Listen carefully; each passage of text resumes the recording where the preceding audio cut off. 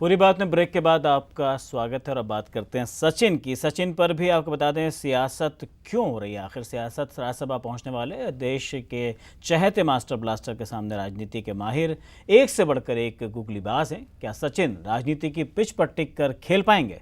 फिलहाल तो सबसे बड़ा सवाल यह है कि सचिन के नाम पर सियासत क्यों। सचिन तेंदुलकर जैसे ही राज्यसभा की पिच पर उतरने को तैयार हुए, राजनीति के मैदान में हाय तौबा मच गई। सरकार ने मास्टर को संसद में मनोनीत कर देश को हैरान कर दिया। वहीं हर मुद्दे को मांस का लोथड़ा समझकर झपटने वाले नेताओं ने सचिन को भी नहीं बख्शा। पहली चाल कांग्रेस ने चली। देश के चहेते तेंदुलकर को राज्यसभा भेजकर युवाओं और मराठियों को लुभाने की कोशिश की। ऐसे में मराठियों के घोषित ठेकेदार बाला साहब ठाकरे और गोपीनाथ मुंडे भला चुप कैसे रहते हैं। ठाकरे ने कांग्रेस के इस कदम को डर्टी गेम करार दिया। सचिन तेंदुलकर के मनोनयन की खबर पर सांसद रेणुका चौधरी ने कहा कि यह अच्छा होगा अगर सचिन राज्यसभा में आए, वो बैटिंग करेंगे और हम उन पर गुगलियां डालेंगे। तो वहीं विपक्षी नेता रविशंकर प्रसाद ने कहा, हम चाहेंगे कि वो संसद को अपना समय दें। कांग्रेस के इस मास्टर स्ट्रोक पर विपक्षी पार्टियों के पास नहले पर फेंकने के लिए दहला नहीं था। शायद तभी श्री प्रकाश जायसवाल ने कहा कि सचिन के राज्यसभा में आने से सभी पार्टियों के पेट में दर्द हो गया है। राजनीति के गलियारों में अपनी गोटियां फिट करने वाले योग गुरु बाबा रामदेव सचिन के राज्यसभा सांसद बनाए जाने पर खंभा नोचने लगे। इस कदम पर भी बाबा रामदेव कांग्रेस की आलोचना करने से बाज नहीं आए। ये बात दीगर है कि उनकी ये कलाबाजी क्रिकेट प्रेमियों को नागवार गुजरी। बीजेपी नेता हेमा मालिनी ने कहा कि राज्यसभा रिटायर्ड लोगों के लिए है। राज्यसभा में शिवसेना सदस्य संजय राउत ने कहा कि सचिन का मनोनयन कांग्रेस अपनी समस्याओं से लोगों का ध्यान बटाने के लिए कर रही है। तो इस तरह की राजनीति नहीं होनी चाहिए। भारतीय कम्युनिस्ट पार्टी के नेता गुरदास दास गुप्ता ने सचिन का स्वागत करते हुए कहा, सौरव गांगुली को भी राज्यसभा में भेजा जाना चाहिए। खैर, ये भारत की राजनीति है जहां हर मुद्दे पर नेता अपना अपना राग अलापते हैं। सचिन के नाम पर सभी पार्टियों को एक होना चाहिए था, वहां भी सभी एक दूसरे की टांग खींचने में लगे हैं। लेकिन भारतीय लोकतंत्र शायद यही विडंबना है। फ्रैंकलिन निगम, जीएनएन न्यूज, दिल्ली। तो राजनीति शायद इसी को कहते हैं जहां पर सबके विचार एक जैसे ना हो। जब विचार अलग अलग होंगे तो राजनीति तो ज़रूर होगी। हमारे साथ इस वक्त जेएनएन न्यूज़ के आउटपुट है फ्रैंकलिन निगम भी हमारे साथ मौजूद है, उनसे बात करेंगे। फ्रैंकलिन, आपको क्या लगता है, क्या सचिन के ऊपर सियासत होना जायज़ है? खालिद, देखो, पहले तो हमें सचिन की शख्सियत को समझना पड़ेगा। हिंदुस्तान की जो विडंबना है कि वहाँ पर हर मुद्दे पर राजनीति होती है, लेकिन सचिन एक ऐसी शख्सियत है जो राष्ट्रीय स्तर पर जिनका काफ़ी सम्मान है हिंदुस्तान के अंदर, और उन्हें हर वर्ग और हर उम्र के लोग काफ़ी चाहते हैं। और उन्होंने सिर्फ क्रिकेट की दुनिया में नाम नहीं कमाया, उन्होंने हर क्षेत्र में काफ़ी नाम कमाया और लोग उनको काफ़ी सम्मान करते हैं। तो कम से कम सचिन के नाम पर राजनीति नहीं होनी चाहिए। जहां तमाम राजनीतिक पार्टी, जब कांग्रेस ने सचिन तेंदुलकर का नाम आगे किया, उनको राज्यसभा भेजने का फैसला किया, तो तमाम राजनीतिक पार्टियों को एक तरह से उनको समर्थन देना चाहिए था। लेकिन वही हिंदुस्तान की विडंबना है राजनीति को लेकर कि हर मुद्दे पर वो राजनीति शुरू कर देते हैं और अपनी बयानबाजी शुरू हो जाती है।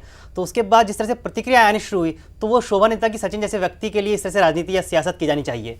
बिल्कुल, एक नाम का सुझाव, और नाम वो भी एक ऐसे इंसान का जिसे क्रिकेट का भगवान कहा जाता है। और क्रिकेट के भगवान के लिए खासतौर से जहां देश बिल्कुल एक, उनके अगर वो बैट लेके जब पिच पे उतरते हैं तो लोगों की, सारे देश के लोगों की जो नज़रें हैं वो उन पर डट जाती हैं और दुआएं उठना शुरू हो जाती हैं कि ये शतक से नीचे सचिन नहीं आएगा। ऐसे सचिन के ऊपर सियासत। इस वक्त हमारे साथ क्रिकेट एक्सपर्ट पदम पति जी हमारे साथ जुड़ चुके हैं। बहुत बहुत स्वागत है आपका जीएनएन न्यूज़ में। आपको क्या लगता है, जिस तरह से सचिन का मनोनयन होना राज्यसभा के सांसद के लिए, उसके बाद जो सियासत का रोज़ हम देख रहे हैं कि रोज़ सचिन के नाम पर सियासत हो रही है, कितनी जायज़ लगती है, क्यों सियासत हो रही है, क्या लगता है आपको? पदम पति जी, आपको मेरी आवाज़ मिल रही है?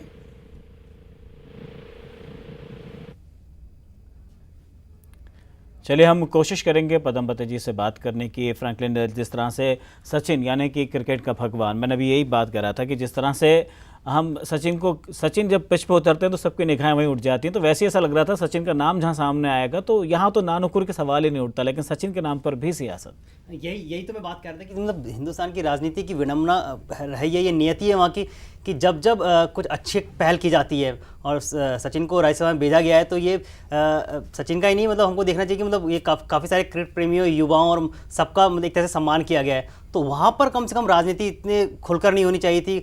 जिस तरह का जब राज्यसभा भेजने का फैसला हुआ और जिस तरह से बहुत दबी जुबान में राजनीतिक पार्टियों ने अपना मुंह खोलना शुरू किया और फिर खुलकर धीरे धीरे उस पर राजनीति शुरू हो गई। बात की जानी चाहिए कि सौरभ गांगुली को भी राज्यसभा भेजो या दूसरे खिलाड़ियों को भी, वो तमाम तरह की जो राजनीति होती है वो बहुत ही ख़राब लगती है हिंदुस्तान के अंदर। बिल्कुल आपने सही कहा। सवाल ये उठता है जिस तरह से बाल ठाकरे का बयान आता है और वो कहते हैं कि ये तो डर्टी गेम है कांग्रेस का, तो कोई कहता है कि बिल्कुल सचिन को लाने के बाद जो है कि पार्टी की जो छवि बिगड़ रही थी उसके ऊपर एक अच्छे चेहरे के लगाने की बात होती है। इस तरह के सवाल जो हैं वो सामने आने शुरू हो चुके थे। लेकिन सबसे बड़ा एक सवाल ये भी उठता है कि अभी तक जो राज्यसभा के अंदर अगर सांसद के तौर पर कोई चाहता था तो उसमें ज़्यादातर या तो साहित्य या कला या मतलब खेल को देखा जाए तो खेल से पहली बार किसी का नाम लिया गया है। हाँ, ये बात तो है कि अच्छी बात है कि कम से कम खेल की दुनिया से पहली बार, वो भी सचिन तेंदुलकर एकमात्र ऐसे खिलाड़ी हैं जो अभी रिटायर नहीं हुए, अभी क्रिकेट खेल रहे हैं वो, और ऐसे में उनको राज्यसभा लाया गया। इससे पहले जो रिटायर होने के बाद लोगों को खिलाड़ी हों या फिर कला क्षेत्र के लोग हों या साहित्य से जुड़े लोग हों, उनको राज्यसभा भेजा जाता था। लेकिन पहली बार ऐसा कि वो पिच पर भी बैटिंग कर रहे हैं, उसके बाद उनको राजनीति के मैदान में उतार दिया गया और उनके सामने एक से एक धुरंधर राजनीतिज्ञ होंगे जो एक से एक गुगलियां सचिन के सामने फेंकेंगे। तो सचिन को अब उस पिच पर जाके बैटिंग करनी है, बिल्कुल उस पिच पे बैटिंग करना है। और अभी से जो है कि प्रैक्टिस, जो नेट प्रैक्टिस को कह सकते हैं, वो सियासत ने उनको शुरू करवा दी है। इस वक्त हमारे साथ पद्मपति जी जुड़ चुके हैं लाइन पे। बहुत बहुत स्वागत है आपका JNN न्यूज़ में। आपको क्या लगता है सचिन के नाम पर सियासत हो रही है मनोनयन होने के बाद सांसद के नाम में राज्यसभा के? मुझसे पूछ रहे हैं? बिल्कुल आपसे पूछ रहा हूँ इस वक्त। आपको क्या लगता है, क्या सियासत होना क्या जायज़ है सचिन के नाम पर? बिल्कुल नाजायज है। सच्चाई देखिए, मैंने पहले भी आपकी न्यूज पे ही कहा था कि ये कलाकारों को, समाज के विशिष्ट वर्ग के लोगों को राज्यसभा में नामांकित किया जाता है 10 सीटें जो होती हैं। लेकिन पिछले दिनों जिस तरह से इसके संग खेल खेले गए तो ऐसे लोग भी इस माध्यम से गए जिन्हें वहां नहीं होना चाहिए था राज्यसभा में। बिल्कुल इस बार कांग्रेस ने उनको लिया, बहुत अच्छी बात है। लेकिन क्या सांसदी उनके लिए शोभा देती? सवाल यह है कि जब आप एक तरफ भारत रत्न की पूरा देश मांग कर रहा है जी, और आप उन्हें सांसद बना रहे हैं राज्यसभा का, और एक सांसद महोदय बॉम्बे के संजय निरूपण कहते हैं कि कांग्रेस में उनका स्वागत है जी, तो क्या वो कांग्रेसी सांसद होंगे कि वो राष्ट्रपति द्वारा नामांकित सांसद बने रहेंगे? दरअसल होता क्या है कि 6 महीने के बाद ज्यादातर लोग का उस जो पार्टी की सरकार होती है उसमें शामिल हो जाते हैं। बिल्कुल। लेकिन सचिन से अगर वो ये उम्मीद करते हैं कि देश सेवा होगी और सचिन मुखर होके खेल के खिलाड़ियों के लिए या देश के लिए राज्यसभा में बोलते नजर आएंगे तो मुझे इसमें संदेह है।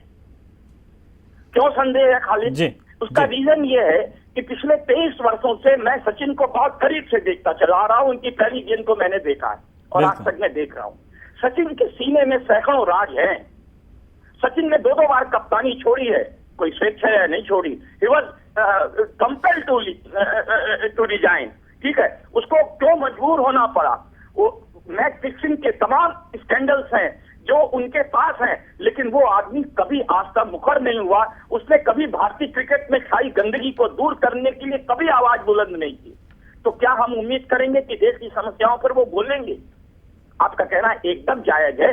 निश्चित रूप से ये सियासत हो रही है और कांग्रेस को ये सियासत नहीं करनी चाहिए थी। खालिद जी बिल्कुल बिल्कुल, आपने पद्मवती जी बिल्कुल वही बात कही है कि सचिन जैसे इंसान, खासतौर से जो कि बाकी जिसको क्रिकेट का भगवान कहा जाता है, सचिन के नाम पर सियासत होना कहीं से भी जायज़ नहीं है। बहुत बहुत शुक्रिया पद्मवती जी।